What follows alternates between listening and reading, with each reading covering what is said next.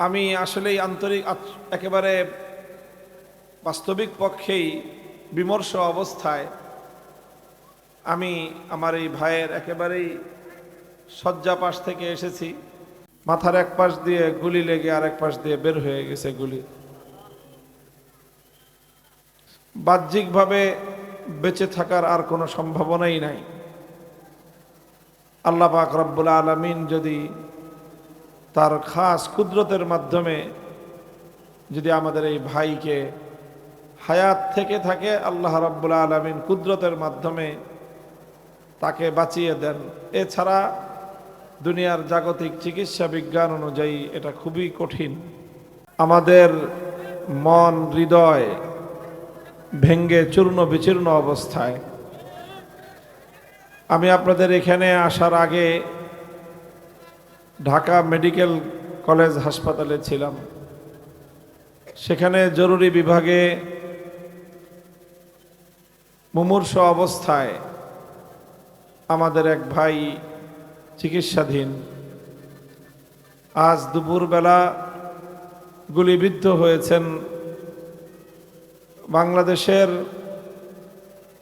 দেশপ্রেমিক, ইসলাম প্রেমিক, সত্যের পক্ষে অকুতোভয় এক কণ্ঠস্বর, অন্যায়, অবিচার, জুলুম, আধিপত্যবাদের বিরুদ্ধে দুঃসাহসী এক ব্যক্তিত্ব, এক যুবক, এক তরুণ,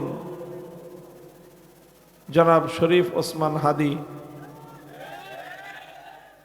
দুর্বৃত্তরা তাকে গুলি করে হত্যা করতে চেয়েছে। মাথায় গুলিবিদ্ধ হয়েছে।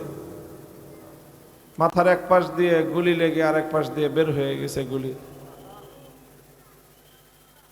বাহ্যিকভাবে বেঁচে থাকার আর কোনো সম্ভাবনাই নাই।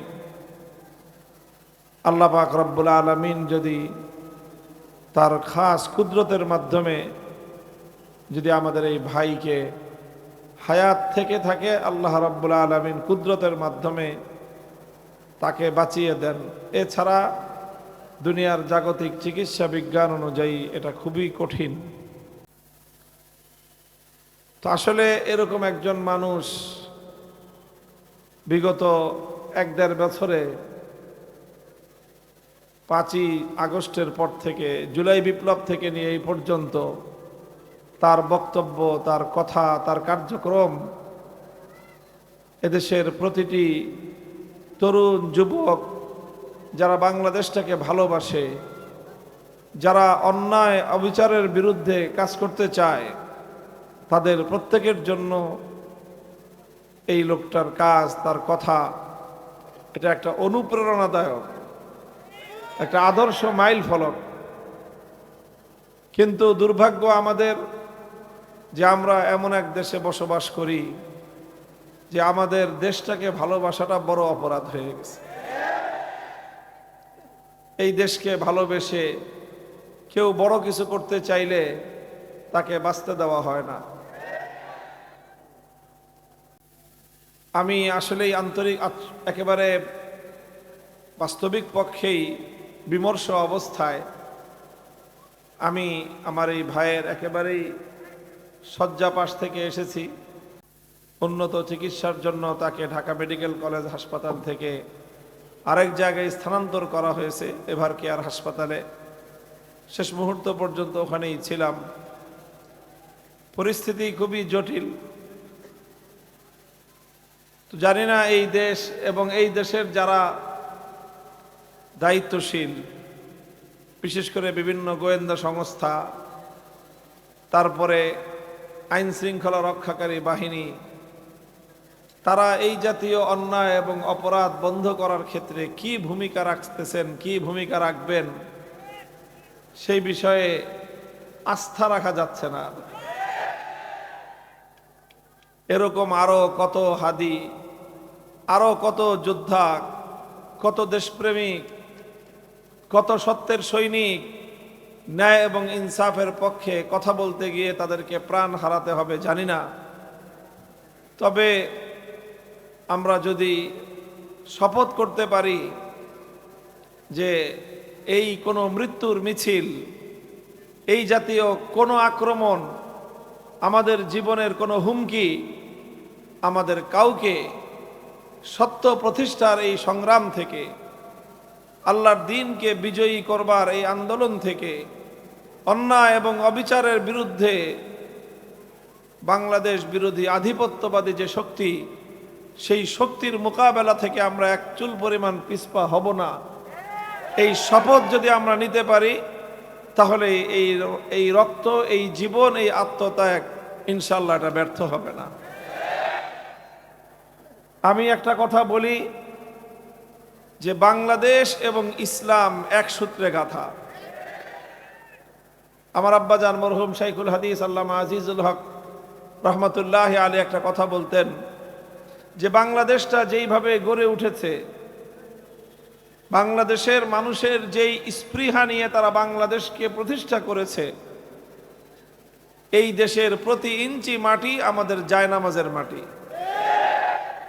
এই মাটিতে আমরা আল্লাহর দরবারে সেজদা দেই। 190 বছর লড়াই করে এই মাটিকে ব্রিটিশের গোলামীর জিঞ্জির থেকে আজাদ এবং মুক্ত করা হয়েছে।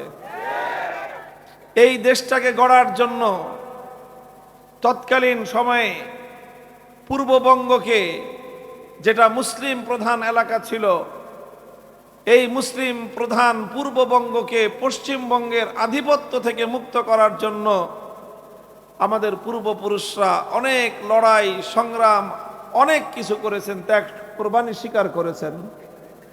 1947 সালে যখন দেশটা বিভক্ত হয় গোটা ভারতবর্ষ, তখন এই জনপদের মুসলমানেরা তারা ভারতের সাথে থাকে নাই, তারা দিল্লির গোলামিকে মানে নাই, তারা ঐক্যবদ্ধ হয়ে এই বাংলাদেশ নামক ক্ষুদ্র একটা অংশকে ভারতের মানচিত্র থেকে আলাদা করেছিল শুধু একটা ইচ্ছা এবং অভিপ্রায় নিয়ে, একটা চাওয়া পাওয়ার জন্য।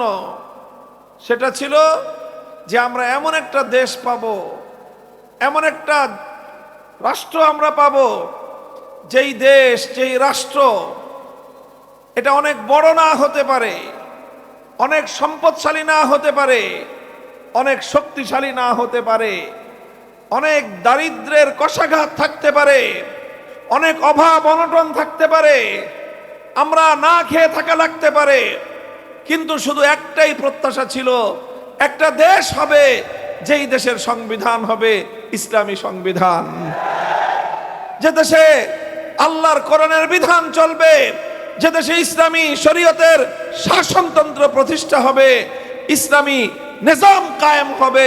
শুধু এক স্বপ্ন নিয়ে এদেশের মানুষ এই ভারতের মতো বিশাল শক্তির সাথে টক্কর দিয়ে দিছে।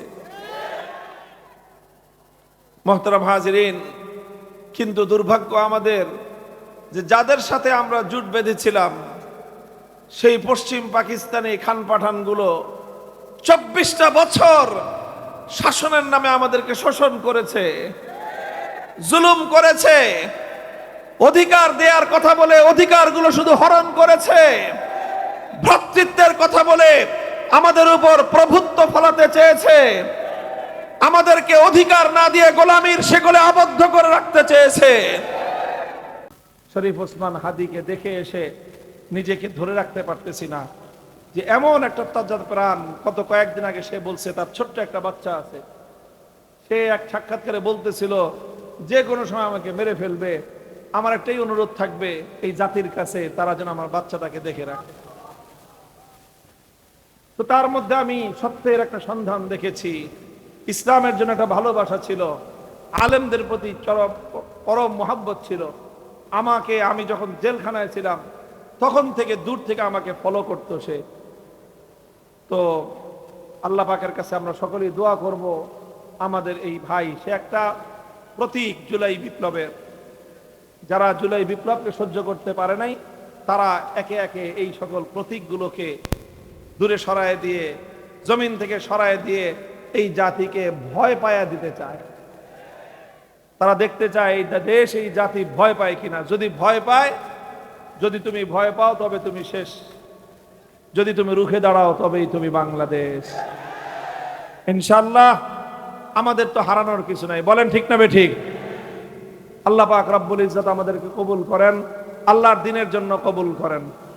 এই জন্য যুবকরা, বিশেষ করে ইয়াংরা, তওবা করো, ভুল পথ থেকে ফিরে আসো সঠিক পথে। অবশিষ্ট জীবন, অবশিষ্ট যৌবনের শক্তি ব্যয় করব কার পথে? আল্লাহ আমাদের সকলকে কবুল করেন, তৌফিক দান করেন। ওয়া আখিরু দাওয়ানা আলহামদুলিল্লাহি রাব্বিল আলামিন।